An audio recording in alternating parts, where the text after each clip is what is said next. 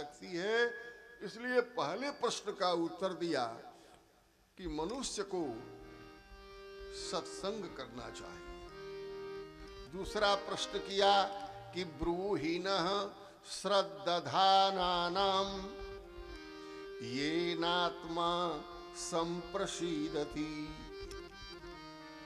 शौनकाद ऋषियों ने पूछा कि महाराज हमको यह बताइए कि किस दिन कौन सा कर्म करने से ये आत्मा गदगद हो जाती है।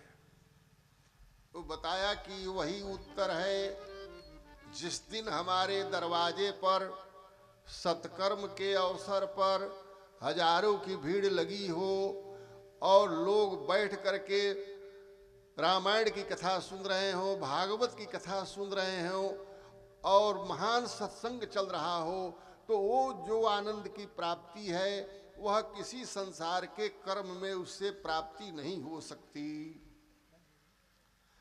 और भी प्रश्न किया कि भगवान के अवतार कितने हुए। बोले उनकी भगवान की लीलाएं कितनी हुई और भगवान जब इस धराधाम को छोड़ करके अपने गोलोक धाम को चले गए तो यह धर्म किसके शरण में गया। सज्जनों, इन्हीं 6 प्रश्नों का एक एक करके उत्तर ही श्रीमद् भागवत महापुराण में समय समय पर दिया गया है। आपको यह जानना है कि भगवान के 24 अवतार हुए थे।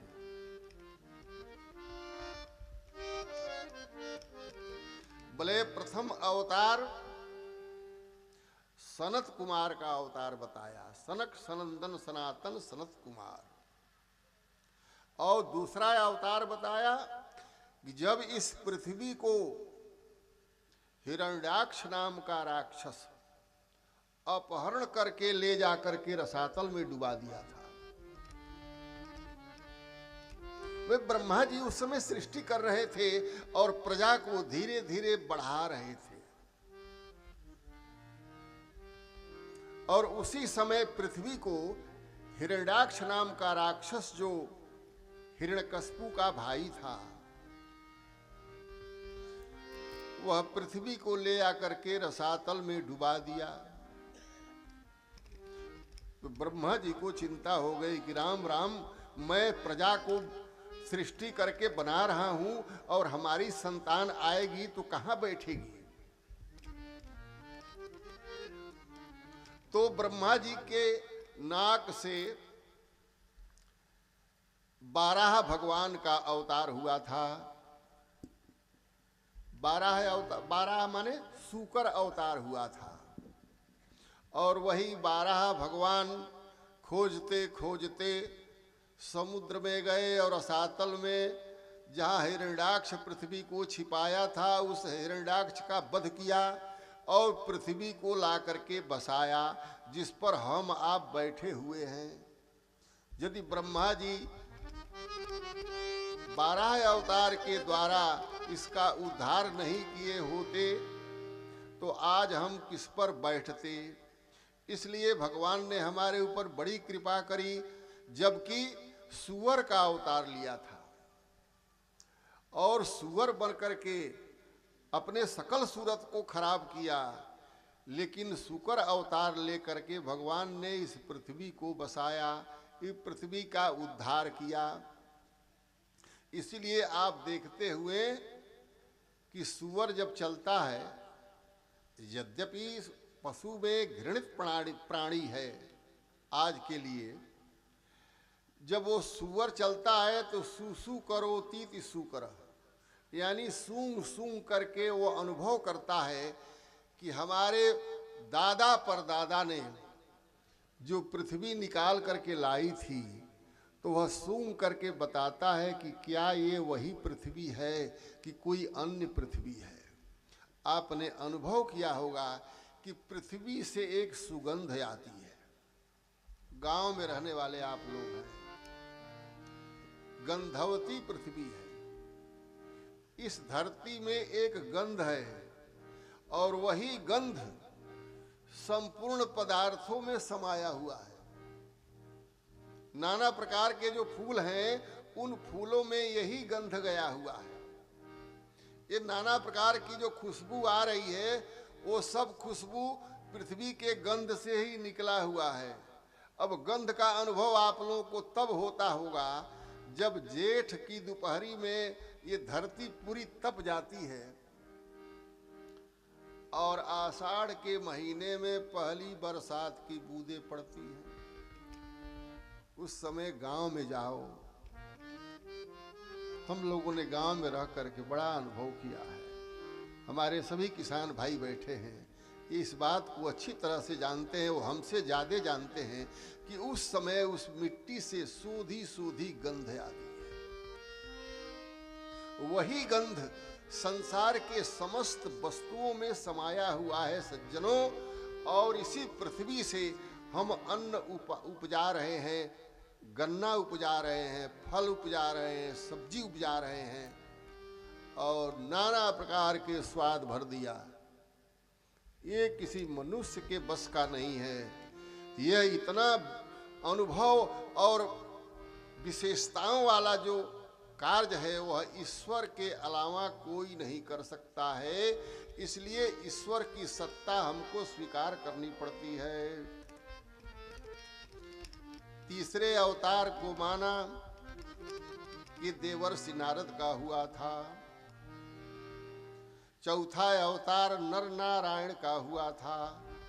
पंचम अवतार कपिल का हुआ था। छठा अवतार अत्रेयपत्यम यानी दत्तात्रेय का हुआ था। इस तरह से 24 अवतारों में 10 अवतार प्रमुख बताए गए। मीन कमठ सुकर नर हरि, मीन कमठ सुकर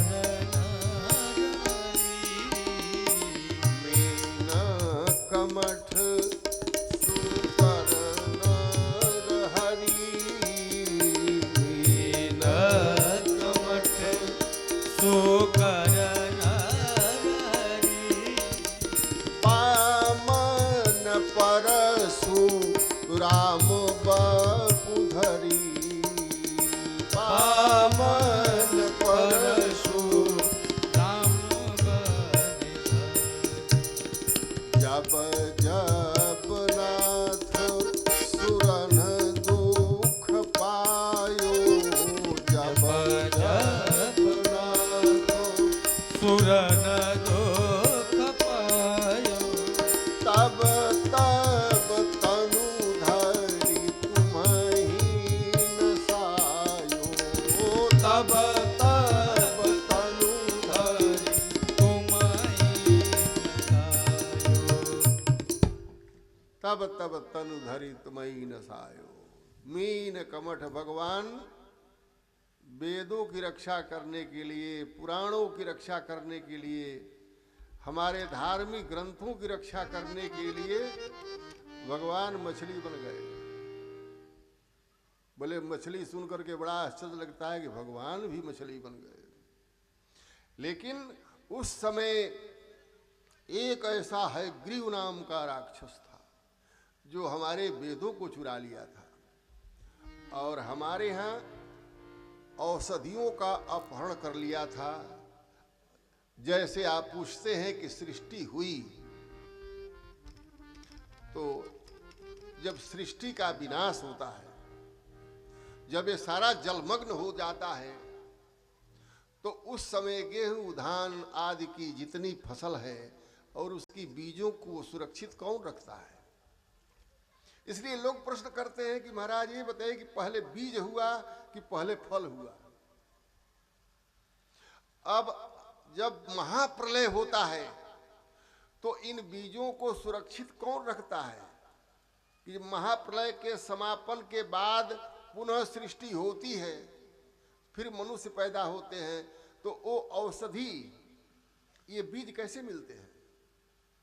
बोले वो बीज सप्तर्षि लोग छिपा करके अपने पास रख लेते हैं, और वही सप्तर्षियों को जो मीन भगवान प्रकट हुए थे एक राजा के कमंडलू में, उस कमंडलू में धीरे धीरे बढ़ते गए और राजा को बताया कि हे राजन, मैं कोई सामान्य मछली नहीं हूँ, मुझे समुद्र में छोड़ दीजिए।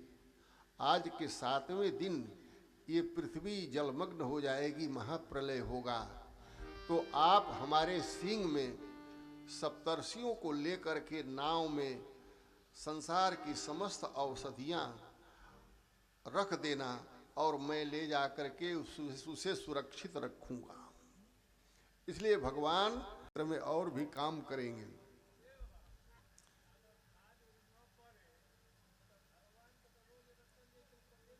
यदि ये मना नहीं किया जा रहा है, ये मना नहीं किया जा रहा है, कर्म करने के लिए नहीं मना किया जा रहा है। आप खाद छींटते हुए भगवान का नाम लीजिए ना।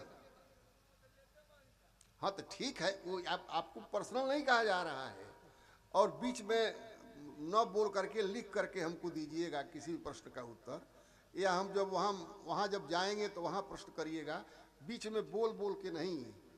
इसमें कथा में बाधा होती है। यदि आपको कोई प्रश्न है तो आप लिखिए, कोई बात नहीं है, बोलिए राधे राधे। तो वेदव्यास जी ने अपने पूर्व जन्म की कथा सुनाई।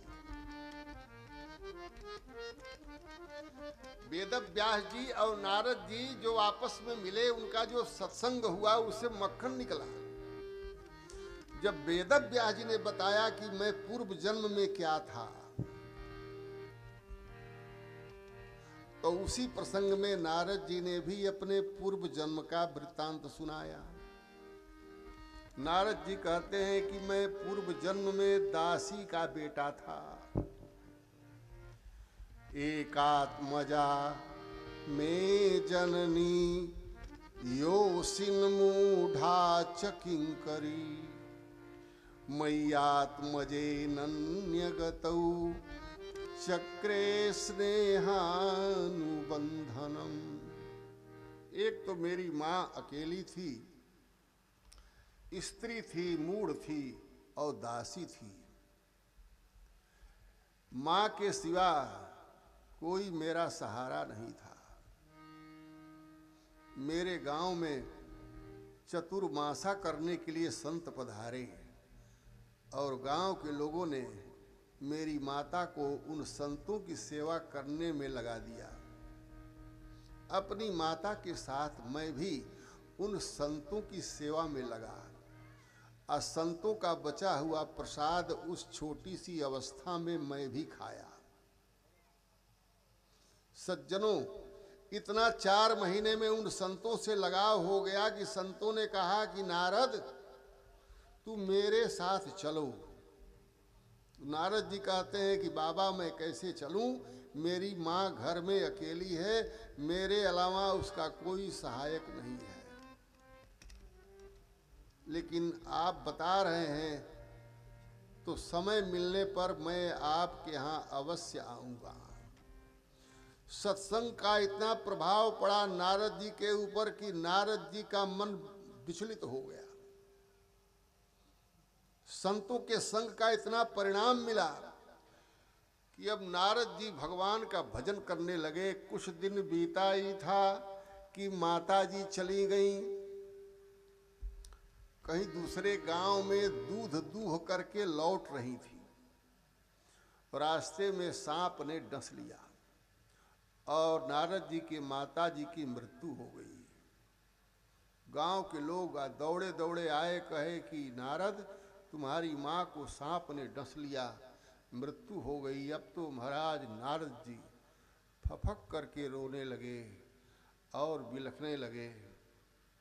दाह संस्कार किया, उनका कर्म क्रिया करके भगवान का अनुग्रह माना, और जिधर संत अब रास्ता बताए थे उसी रास्ते को पकड़ लिया। भजन करते हुए आगे बढ़ते चले गए। बोले 12 वर्ष बीत गए।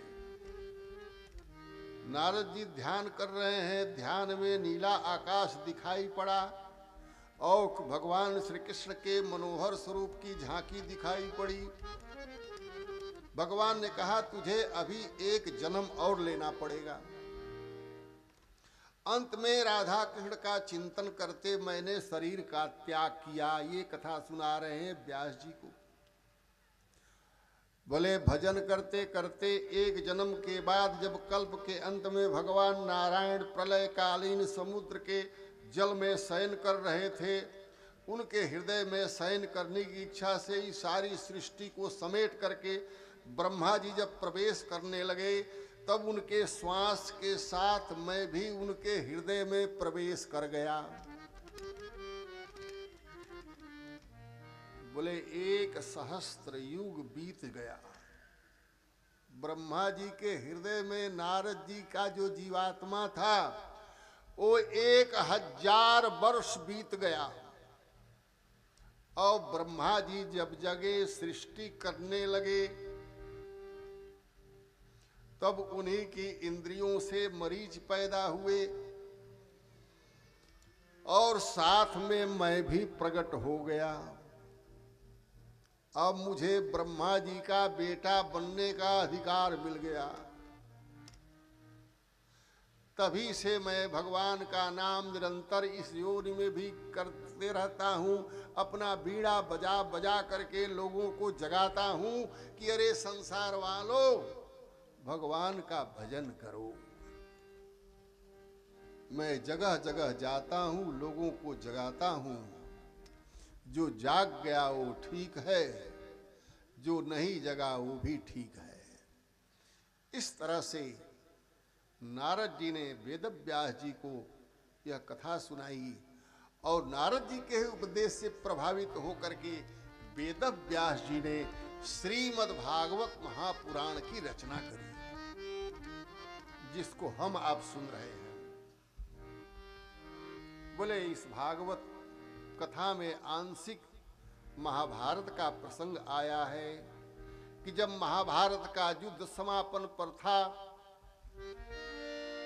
यदा मृधे कौरव सृंजयानाम वीरेश्वथो वीरगतिम गतेषु ब्रिकोदराविद्ध गदाभिमर्शो भग्नोरुदंडे धृतराष्ट्रपुत्री।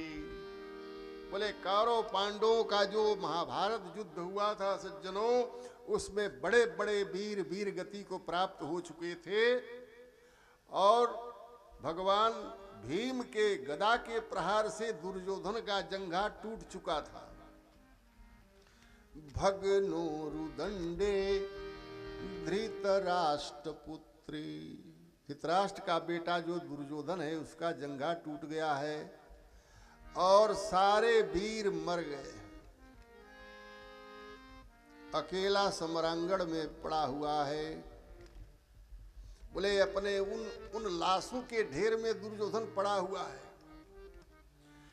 केवल बचा हुआ है कौरव दल में एक कृपाचार्य बचे हुए हैं और एक अश्वत्थामा बचा हुआ है।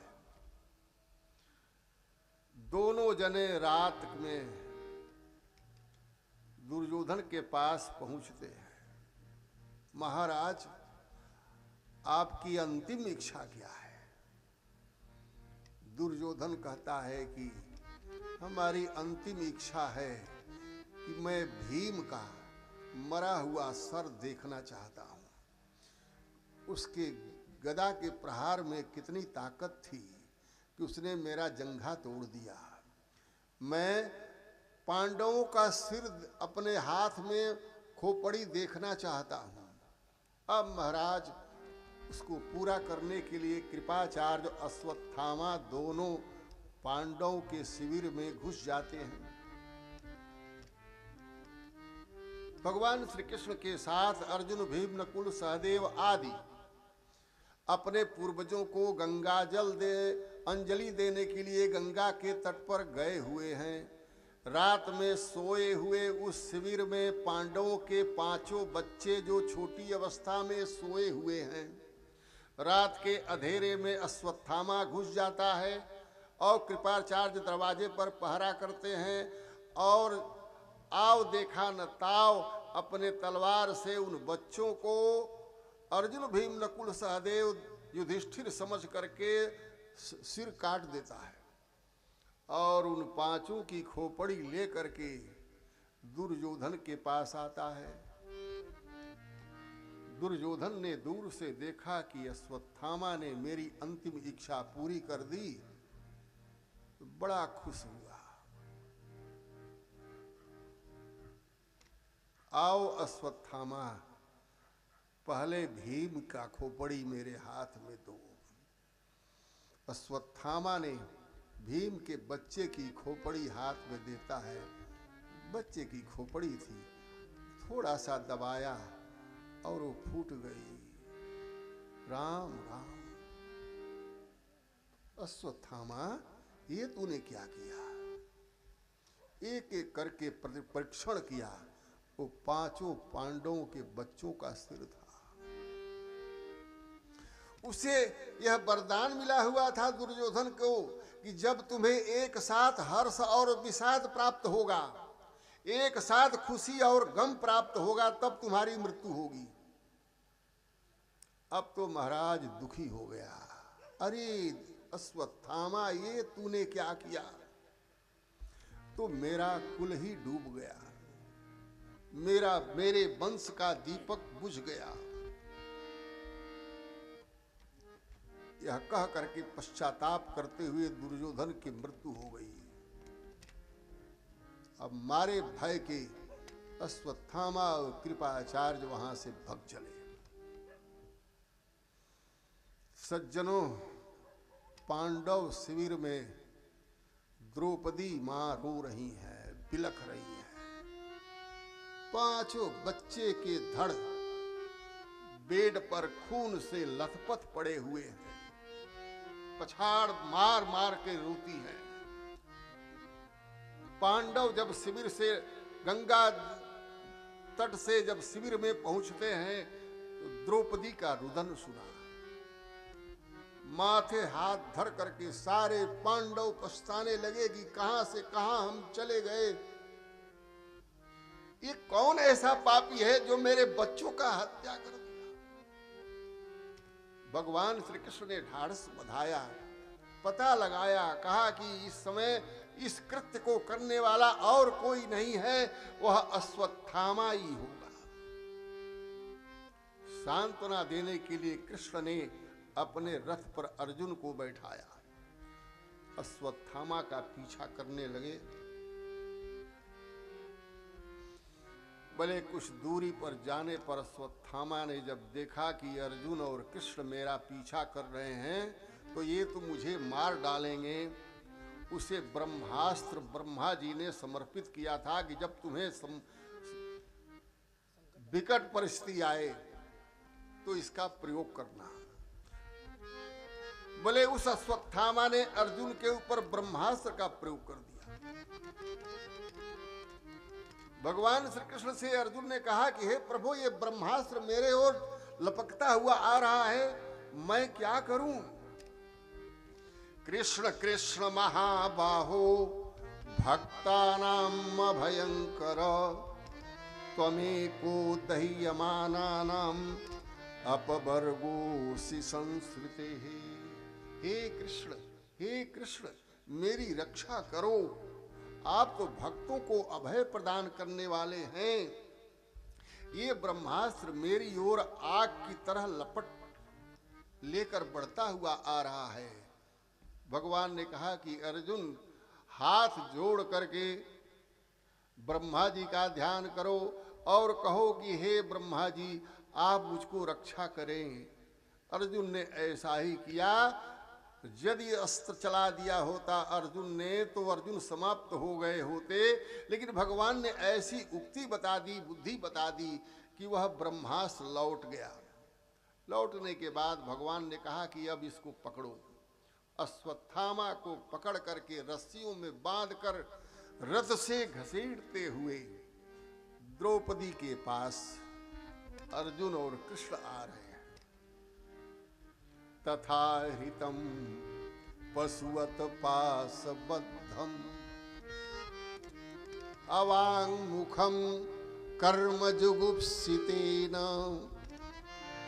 निरीक्ष्य कृष्णापकृतं गुरोः सुतं वामस्वभावा कृपया ननाम च। अश्वत्थामा उसी तरह से दिखाई पड़ रहा है सज्जनों, जैसे एक पशु को रस्सी में बांध करके जब खींच करके लाया जाता है तो उसकी दशा जैसी होती है, लेकिन अश्वत्थामा की दशा कैसी है? अवांग मुखम कर्म जुगुप्सितेन, निंदित कर्म करने से उसका सिर झुक गया है। बोले करने को तो बड़े बहादुरी में बड़े बड़े गलत काम हम कर देते हैं, लेकिन उस कर्म का पश्चाताप होता है। बोले कर्म जब निंदित करते हैं तो महाराज सिर ऊंचा नहीं रहता है, सिर नीचे हो जाता है। अवांग मुखम कर्म जुगुप्सितेन। उस अवस्था में द्रौपदी जी ने देखा कि राम राम, ये तो मेरे गुरु के पुत्र हैं और मेरे गुरु के बेटे को ये अर्जुन रस्सी से बांध करके ला रहा है। उस अवस्था में भी जिसके 5 बच्चों को वो हत्यारा मर्डर कर चुका है, उस अवस्था में भी द्रौपदी जी उस अश्वत्थामा को प्रणाम कर दिए हैं। यही भागवत है सज्जनों। निरीक्ष्य कृष्णापकृतं गुरोः सुतं। अरे राम राम, ये तो गुरु द्रोणाचार्य का बेटा है। और कहा कि मुच्यताम ये स ब्राह्मणो नितराम गुरुः। अरे छोड़ दो, ब्राह्मण तो शाश्वत गुरु होता है। और इसी के पिता गुरु द्रोणाचार्य ने आपको रहस्यों के साथ धनुर्विद्या सिखाई और नाना प्रकार के अस्त्रों और शस्त्रों का ज्ञान दिया, और ऐसे गुरु के बेटे को पकड़ करके ला रहे हो, तुम्हें शर्म नहीं आती? अर्जुन कहते हैं कि हे द्रौपदी, यही तुम्हारे 5 बच्चों का हत्यारा है। अब तो महाराज भीम भी खड़े हो जाते हैं, नहीं इसको मारा जाएगा, इसको भरी सभा में वध किया जाएगा।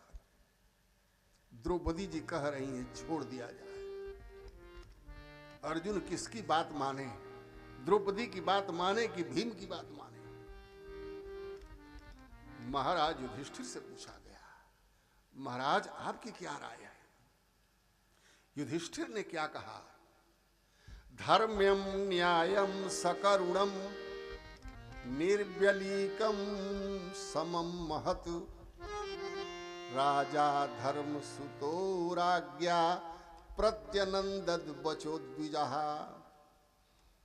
बोले कि सुनो, द्रौपदी के वचनों में धर्म है, द्रौपदी के वचनों में न्याय है, द्रौपदी के वचनों में करुणा है, द्रौपदी के वचनों में निष्कपटता है, और द्रौपदी के वचनों में समता और महानता है। इसलिए द्रौपदी के वचन का पालन करना चाहिए। अब तो महाराज हाहाकार मच गया, इतना बड़ा हत्यारा, और यहाँ महाराज युधिष्ठिर ने कह दिया छोड़ दो, द्रौपदी कह रही हैं छोड़ दो, और भीम कह रहे हैं छोड़ा नहीं जाएगा। अर्जुन निस्तब्ध हो गए, अब क्या करें, किसकी बात माने? बोले भगवान से पूछा। तो भगवान ने क्या कहा? ब्रह्म बंधुर्न हन्तव्यः आततायी बधारहणः मयैवो भयमाम्नातं परिपायनुशासनम। बोले ब्राह्मण का वध नहीं करना चाहिए, और ब्राह्मण यदि आतताई हो तो वध करने योग्य है। मैंने ये 2 सिद्धांत बनाए हैं, जो